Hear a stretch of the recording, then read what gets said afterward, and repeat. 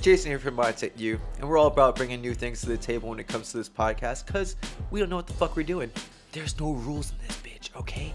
So we're gonna talk about whatever you want, whatever we want, because we're gonna spin it and let y'all know what we're gonna talk about for 15 minutes. We're gonna give you rapid fire stuff.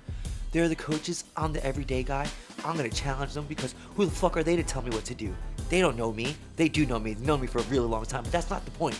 The point is, we're here to give you guys a fun podcast, and hopefully you learn some shit along the way. So join us, hit us up on Instagram, message us on Facebook, send a carrier pigeon, stop us in the street, let us know what you want to talk about. I'm all for it. Unless I'm doing something illegal, then don't talk to me. Hey guys, this is Jason of Mindset U. I'm here with Moses and Rances, my two loves. One's wearing very tight clothes for the second time in a row. And we're going to talk about mental health and why he thinks that it's a good idea to wear these extremely tight clothes on days of pods. And just in general. Because I feel like that's not comfortable. For somebody who's so athletic and so flexible, why do you make it a challenge to move? Go. They're stretchy. That shirt's not stretchy. That shirt isn't. That shirt. I'm about to return it. It was like, he's trying to do the lights. But the way I think about it is like, I can rip it if I need to. In case of emergency, you rip. Like, mental health. It's serious. As you guys just found out before when I mentioned that, I thought about killing myself a few times. You brought it up as a joke, though. No, I didn't. And then I was like, wait, you really tried? You really thought about killing yourself? I was like, fuck. Rances, have you thought about killing yourself? Because I mask most of my things as a joke, so I can. So he can say his truths. And well, no, just because it's just the way it's my coping mechanism. Maybe that's a good thing. Coping mechanism. It's a good coping mechanism for me because. Working in news for 13 years, and it's a lot of death and despair. You develop a little bit of a dark outlook on life. And being funny. I mean, being funny has always been my thing, kind of. But it helped me to be able to talk about certain things I would always feel is uncomfortable. But no, mental health is serious, and I think one thing that we can not joking around is the fact that you're like, oh, I never knew that about you, and it's like you never know what's in somebody's head. Kind of thing. You never know. They could be the happiest people, and those are usually the ones. If you look at comedians who have killed themselves in the past, they're the ones that like you would never. Robin Williams, you know, not knowing him, you go, oh my god, that's the happiest man in the world. But you don't realize part of the reason why they come off as so happy is because they're battling something on the inside, and it's just a weird coping mechanism that a lot of people have. And I think that's why when people say, check on your friends, check on your loved ones, it's true. It's true because you never know when they might open up. They might actually say something that's, that's like, oh shit, like, are you good kind of thing? We're also, as men, conditioned to always say we are good. Mental health, especially in like as minorities in, Latin communities and black communities and stuff like that, like, mental health, ask our grandparents about mental health and see how they feel about it. I mean, that still exists. It still exists. I coach at North Bergen, and there's like all these Gen X dudes, right? So they're like in their 40s, and they're all Latino, but they're like fucking soft, right? They like, everything's soft. Yeah, like everything's soft. Being a pussy, blah blah blah, and all these things. Yeah. And I'm like, shit, man. Those are coping mechanisms. Those are all coping mechanisms. Yeah, my dad, all my life. That was for all of us. Los hombres no lloran. Men don't cry. Yeah. Is that why you laugh? Moses is referring to the fact that I don't cry. And when I get really uncomfortable, talk about coping mechanisms. You laugh. I laugh. Yeah. You see, I just tell dark jokes. So I get it. I'm with you on that one. I made Rances cry. When's the last time you cried? No, cry from like an emotional. Just cry. When's the last time you cried? I haven't. He was born since the last time I can remember. I was 14. You didn't even cry when your kids were born? No. You are a robot, bro. You are a robot. How are you gonna have that kind of facial hair and not cry every now and then? That's wild. That word, the robot thing, has been used to describe me multiple times. Yeah. Which for me now, like the things that I'm learning about myself now are bringing a whole new level of understanding.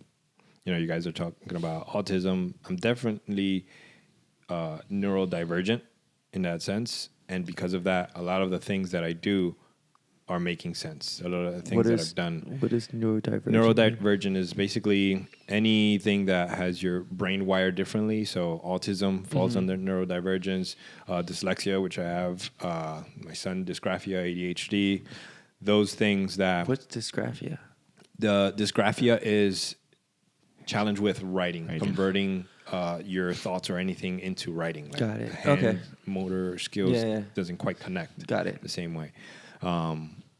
So with a lot of the things that the way I see things, the way I do, the way I perform has a lot to do with that aspect of myself. For example, like I didn't speak till I was 3 years old. Like, and for That's not surprising. My parents were like, "Oh, he'll figure it out." He's a strong silent type. There's a bunch of like little things that I do, but when it comes to like my coaching ability and everything, I think a lot of that stems from my constant studying of people to know how to behave in a way that's more acceptable, right? Which is called under the paradigm neurodivergence masking. Accruing data. Yes. Masking is when you're trying to behave in a socially acceptable way. So when, you know, I'm working with someone or whatever, I'm able to register so much of their nuanced reaction, expressions, and things like that because of my life of observing all those things and noticing all those things. So now I use it as an advantage. But also on the flip side, the word robot has been used to describe me. And I didn't realize why it hurt so much until recently, where it's like, I'm trying so hard to not come off as a robot. Yeah. Like, you don't understand how much brain power I'm using to inflex my voice, to move my hands, to like all of this stuff to appear more connected in that way. And then I'm called a robot. It's like, shit, you can see right through all this work. Yeah. And it means nothing. But is it going to the neurodivergence, right? Everything about rebooting your system. He's calibrating when he meditates. You guys are done. Actually, but everything you guys are saying, like, I'm not taking offense to it because I'm like, it's true. Yeah, it is. It's just a But funny way of saying it. I just spoke really loud. This probably come on. But I was going to say that I think you sent me something along the lines of this is neurodivergence is more natural than unnatural. It's the idea that society or a human has to function within society in a certain way. And when somebody can't understand how society functions in that way, they're considered neurodivergent, right? So like writing and reading aren't innate skills for human beings. Like it's a language that we made up, symbols that we made up, and like, why the fuck are we supposed to read them? But we read them because it exists in our current modern world. So to me, it's like neurodivergence is more natural than it is unnatural. It's just unnatural because it's not natural to the state that we live in the society that we live in. That makes sense.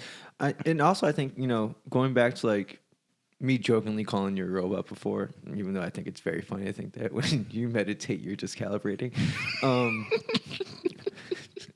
It's never going to not think of it like that anymore. I think also when people think like, oh, like you haven't cried since you were 14, like they think like, I think some people automatically think like, oh, that's like a lack of empathy, but that's not true at all because like you're a very empathetic person. But it's just, so I think that's what really surprised me more. Like I know how empathetic and like how much of a sweetie that you can be. You're the sweetest robot I know. So to hear that you haven't cried since you were 14, it's like, whoa, really? I thought you were gonna be like, dude, at least like once a week in the shower. But what makes you cry? Yeah. What made you cry at 14, I guess? Is it something really fucked up? Because we don't have to talk about it. But if it's like, oh, I watched Bambi, I'm like, oh, that's beautiful. No, it was a conversation with my mother. I don't remember what it was about, but I was talking to my mother. I got real emotional. I was trying to express something to her, and I couldn't like express like what I was feeling. And then I remember it was like, and I hadn't cried before that point for a while. So I remember like it bubbling up, and I felt so strange. And then I started crying, and then I felt like I can express what I was trying to say. Right. So it was like frustration. It was This isn't computing. It was frustration, but also because it was an emotional experience about feeling like not understood. So I was frustrated because of that inability to be understood, but also the idea of not being able to be understood, not being like able to connect. It feels lonely. of it. I can imagine how lonely that feels, especially as a kid. That's tough, you know. No, that makes sense. So there's like an arrow window pop up. I think that's what the laughter is. That's it. So just to Laugh. so the laughter, I don't experience that often. You don't laugh often? No, it's like a reaction of something that. So the last time, like I remember it really happening, like hard body. I lost complete control was when my wife was pregnant with my son. She hadn't told me she was pregnant, so frame of reference. I don't know what's going on with her, and she's just like frustrated with me and saying a bunch of stuff that make no sense. But she's crying hysterically, telling me all this stuff, and like, to use your reference, I can't compute what she's saying. I can't compute what she's saying, and is like, oh shit. System override. I feel it coming from here, and I'm like, oh shit. And then I'm start laughing hysterically, and it's like I'm inside of my body that's laughing. Like there's delete. Communication error. But I'm physically laughing. So you can imagine my wife being emotional from pregnancy. I don't know what the hell's going on. Basically poured fire. I mean, you poured gasoline on a fire. Yes. Essentially. Yes. Before that, it had happened with my sister. She was flipping out on me. I was a teenager. She was flipping out on me about. I was out with friends, and the friends' parents were calling my house and trying to find their kids, and they don't know. And I got home really late, and my sister just started like yelling at me, and it happened, and I started laughing, rolling on the floor, laughing. She fucking kicked me out the house, and like it was really bad. And I'm like, the next day I'm like, I can't control it. She's like, shut the fuck up, you're full of shit. But my wife and I have talked about it, like when it comes up, because it's come up since that time, but that was like a really bad time. But now she knows me, so now I'm like, it's about to happen. Yeah. So she. But what we talked about is like, it seems to be when I get so like, I'm pretty comfortable in all types of emotions, especially with other people. Yeah. Right. But when I cross that chasm of I don't know what to do in this situation, that's when it happens. So it is like a error. Do you ever wish that you do cry? Like, do you ever think about like? Yes. Right. We had this whole thing at the center where everybody's like, Rances don't cry. Like, and he got a little tight about it. Like, he was like for 2 weeks trying to figure it out. Yeah. No, I can. I made him tear though with the video. Remember the video I made in December? Oh yeah. And I called him Spawn. Yeah. I cried watching that video. I called you crying and telling you how much I love you. Yeah. I remember. So you teared up. For that video, I got a single tear. Yeah. But so going back to Arlene, when Arlene passed away. So when we got the news, when they came out and told us, because we had been in the hospital for multiple days, and like when Arlene passing away, it was like the entire community. Like there was over 500 people in the hospital for Arlene. Yeah. Okay. So when they came out to the crowd of people and told that she has passed, everyone, starts screaming and whatever. I walked away and went to like a corner. Mm-hmm. And the reason why I did that was I was ashamed that I couldn't cry in that moment. I'm like, I feel this sadness. I can't express it. And I'm afraid that I'm going to be judged for not having this reaction. So I walked away. And Johnny, my friend, came to me. He's like, "Oh, bro, you don't have to go over here to cry. We're all going through this. You can cry with us." And I was like, "I'm here because I can't." What I do think happens, and I think now, like in hindsight, thinking about the team and all the things that we said, it was like, Rances, he don't experience emotion. Nothing ever bothers him, and blah, blah, blah, blah, blah. Oh, no, I've seen stuff bother him. It's very obvious. When you get to know him, you see the things that, you see the human side of him. Anger come out. But I think that part of there is no real hold on identity. And I think it's very hard for a lot of people to go into that because of the level of awareness with their coping mechanisms. Because your coping mechanisms kind of prevent you from really looking at the things you feel shame with. Because the things that you feel shame with are the things that you identify with at a binary level. So then it becomes hard for one to change the coping mechanisms. Sorry, I just got distracted. It becomes hard for one to change the coping mechanisms when your identity is built in it. Mm-hmm. Right? So like Jay's always, unless he makes a conscious effort to see when the humor is actually covering up the shame, he will never get rid of that because he is the kid that is funny and makes jokes. And for him to get rid of that would destroy our podcast. Did I get fired? You're no longer our producer. Yeah. We don't need you on the show anymore. You took the human out. I just want to apologize for calling you a robot without realizing the pain that it's caused. But also at the same time, though, you want to use it more? Oh, so much more. I identify with that heavily. So much more. You don't get offended by it, do you? No, not anymore. He literally just spent 25 minutes talking about how it hurt him. No, I think in the past. Who called you the robot? Was it me? No, it was during. I mean, everyone would constantly say it all the time, but it was during a renewed mindset that one of our clients talked about me in that way, that they couldn't they connected with everyone else, but they couldn't feel that connection with me because they felt like I was a robot. The funny part is that Rances started to learn all this shit about himself, and then we came in and we're like, maybe you're autistic, right? And this is in all seriousness because there was a moment that I thought I was like Asperger-ish because I was just going off on everybody. Like I was just. Is that a thing with Asperger's that you have like a short?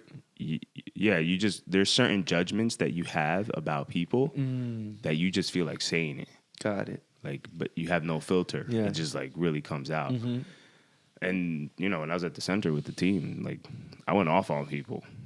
Like it was good that he was the robot because there were a lot of emotions to clean up after I went through that place. Because I was really mean.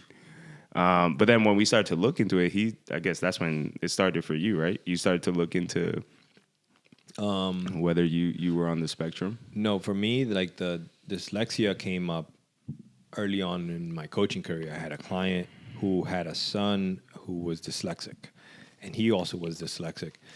So he was telling me about his son.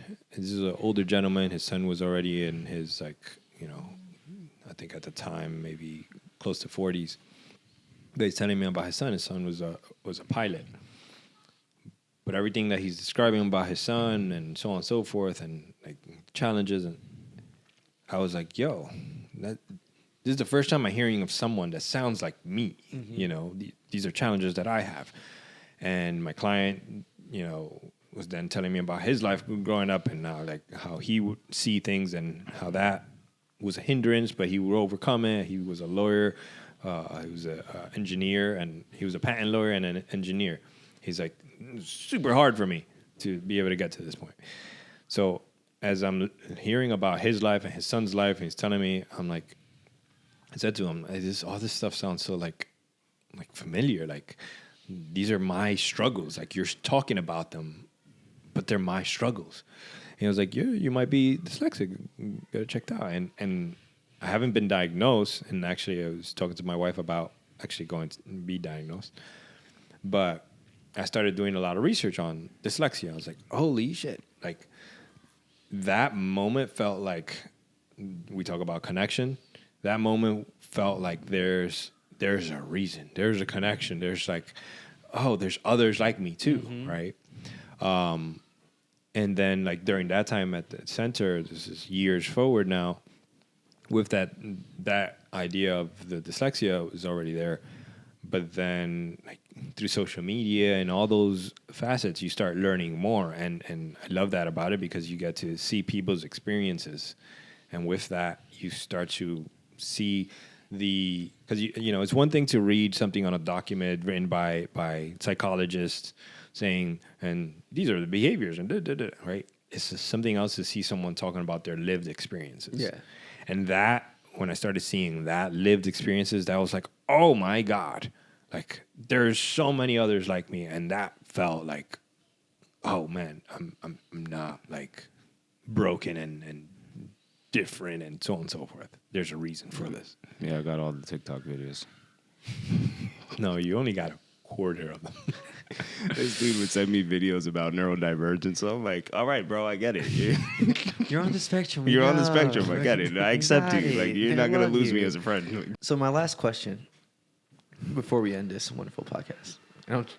Don't let my face think that something terrible is about to come out of it. Out of all the Disney movies that you resonate with, is WALL-E at the top of it?